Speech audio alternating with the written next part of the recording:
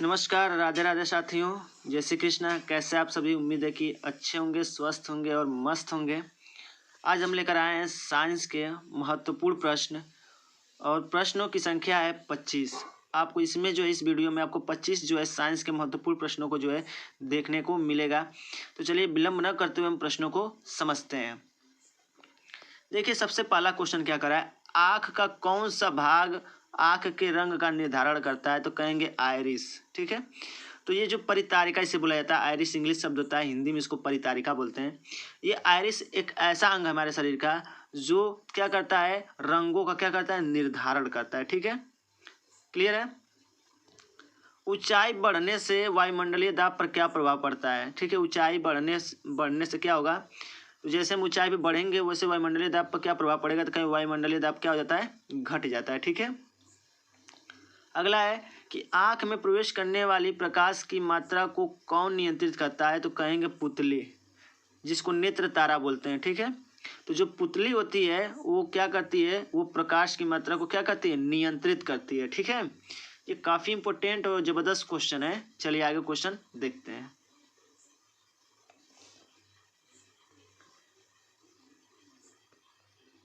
देखिए, अगला क्वेश्चन क्या कर रहा है कि कौन से यंत्र से ध्वनि ऊर्जा को विद्युत ऊर्जा में बदला जा सकता है? ध्वनि ऊर्जा से किसमें, विद्युत ऊर्जा में।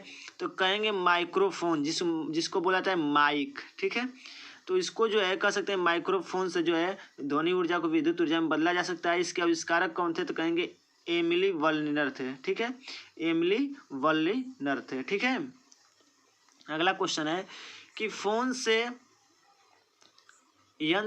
कौन से यंत्र से चाहे कौन सा यंत्र रासायनिक ऊर्जा को विद्युत ऊर्जा में चेंज करता है? देखिए, रासायनिक ऊर्जा को विद्युत ऊर्जा में चेंज करते कहेंगे विद्युत सेल। ठीक है, तो विद्युत सेल जो रासायनिक ऊर्जा को क्या करता है, विद्युत ऊर्जा में चेंज करता है। अगला कि गिरगिट रंग क्यों बदलता है? तो कहेंगे अपनी गर्मी को क्या करने के लिए, गर्मी को सहन के लिए जो अपना रंग को क्या करती है, वो बदलती रहती है। ठीक है, चलिए आगे क्वेश्चन देखिए क्या कर रहा है। देखिए, अगला क्वेश्चन क्या कर रहा है कि गैसों के प्रसरण के 3 उदाहरण बताइए। यानी जब गैसों का क्या होता है, प्रसरण होता है, तो इसके उदाहरण मतलब क्या है, खाने की सुगंध आप तभी ले पाते हैं। ठीक है, क्योंकि उस समय गैस का क्या होता है, प्रसरण होता है।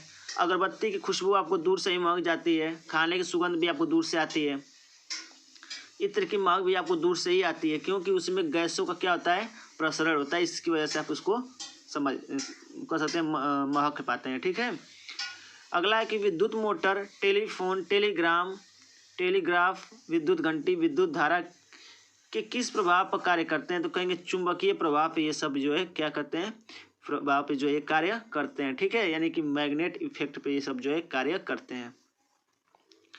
तेल की बूंद पानी पर क्यों जो है फैल जाती है?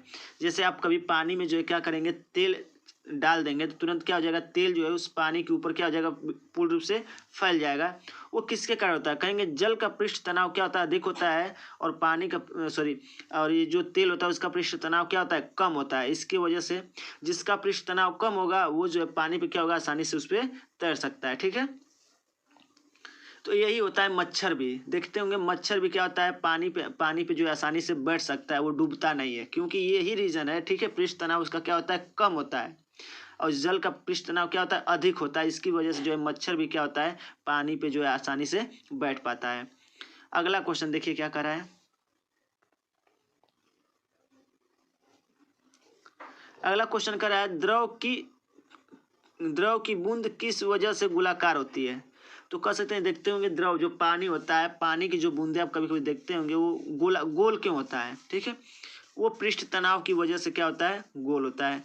जब भी बारिश की बूंदे गिरते हैं देखते हैं वो गोल ही होता है। ठीक है, वो गोल किसकी वजह से होता है? तो ये पृष्ठ तनाव से होता है। ठीक है, धातु की शुद्धता का निर्धारण किसकी सहायता से किया जा सकता है? तो कहेंगे धातु की शुद्धता का निर्धारण किसकी सहायता से किया जाता है? कहेंगे आर्किमिडीज के सिद्धांत के द्वारा जो है किया जाता है। ठीक है, अगला क्वेश्चन है प्रतिक्रिया के दौरान उत्पन्न ऊर्जा का उपयोग कहाँ किया जाता है? जब परमाणुओं को आपस में बमबारी कराया जाता है, विखंडन तोड़ा जाता है, तो उस समय उसमें से बहुत ज़्यादा मात्रा में क्या होती है, ऊर्जा मुक्त होती है। ठीक है, बहुत ज़्यादा ऊर्जा मुक्त होती है और उस ऊर्जा का उपयोग जो है हम लोग कहाँ करते हैं, तो विद्युत बनाने में। यानी कि मेन जो है विद्युत बनाने में ही क्या करते हैं कि परमाणुओं को क्या करते हैं, बमबारी कराते हैं, आपस में टकराव कराते हैं, यानी विखंडन कराते हैं, तभी जो है हमको विद्युत जो है क्या होता है, प्राप्त होता है। क्योंकि उस समय उसमें से बहुत ज़्यादा ऊर्जा निकलती है और उसी ऊर्जा को जो हम लोग विद्युत ऊर्जा में जो है कन्वर्ट करके क्या करते हैं, देते हैं। ठीक है, चलिए आगे क्वेश्चन देखिए क्या कर रहे हैं। अगला क्वेश्चन देखिए कर रहा है कि पहाड़ों पर जल कम तापमान पर क्यों उबलता है? देखिए पहाड़ों पर जब भी जाएंगे आप तो कम तापमान पर क्या होने लगता है, उबलने लगता है। क्योंकि पहाड़ों पर जो है वायु दाब क्या हो जाता है, कम हो जाता है। यानी वायु का जो दबाव होता है क्या हो जाता है, कम हो जाता है, यानी वायु दाब कम हो जाता है, जिसकी वजह से जो है पहाड़ों पर जो है जल जो है कम तापमान में क्या होने लगता है, गर्म होने लगता है, उबलने लगता है। अगला है फ्यूज तार एक पतला तार होता है जो किस मिश्र धातु से बना होता है? तो कहेंगे टीन व सीसा से मिलकर बना होता है फ्यूज। ठीक है, और यही के साथ साथ जो बल्ब में जो अंदर लगे होते हैं, ठीक है, तो वो किसका लगा होता है, बल्ब में वो हमेशा टंगस्टन का लगा। फिलामेंट किसका होता है? कहेंगे टंगस्टन का होता है। ठीक है, हीटर में जो लगा होता है तार वो किसका बना होता है? तो कहेंगे नाइक्रोम का लगा होता है। ठीक है, यानी बना होता है। क्लियर है, चलिए आगे है कि बादल वायुमंडल में क्यों तैरते हैं? आप लोग देखते होंगे कभी बादल में वायुमंडल जो होते बनते हैं, क्यों नहीं, बादल आप वायुमंडल में देखते होंगे, बादल जो है उसमें तैरते रहते हैं, यानी कि गति करते रहते हैं। क्यों? तो कहेंगे अल्प घनत्व के कारण व निम्न घनत्व के कारण। ठीक है, यानी आधा घनत्व का कारण इसका भी है और निम्न यानी कम घनत्व के कारण, घनत्व उसका कम होता है, जिसकी वजह से क्या होता है, वो आपको मूव करते हुए यानी कि जो है तैरते हुए आपको दिखाई देता है। ठीक है, कह रहा है कि मात्र दो कौन से ऊतक हैं जो खून से ऑक्सीजन प्राप्त नहीं करते हैं? खून से ऑक्सीजन प्राप्त नहीं करते हैं, तो कहेंगे नाखून और कर्निया। यानी कि आपके शरीर के दो एक ऐसे ये अंग हैं, ठीक है, कौन? नाखून और कार्निया। ठीक है, कार्निया, ये दो आपके शरीर के ऐसे मतलब कह सकते हैं पार्ट हैं, ठीक है, ऊतक हैं, जिनके पास जो है कभी रक्त की मात्रा नहीं पहुंचती। नाखून में कभी रक्त नहीं होता है और ना ही कभी कार्निया में जो है रक्त की मात्रा पाई जाती है। और जब रक्त की मात्रा नहीं होगी तो वहाँ पे ऑक्सीजन की मात्रा भी क्या है, नहीं पाई जाएगी। ठीक है, काफी जबरदस्त क्वेश्चन है। चलिए आगे क्वेश्चन देखिए।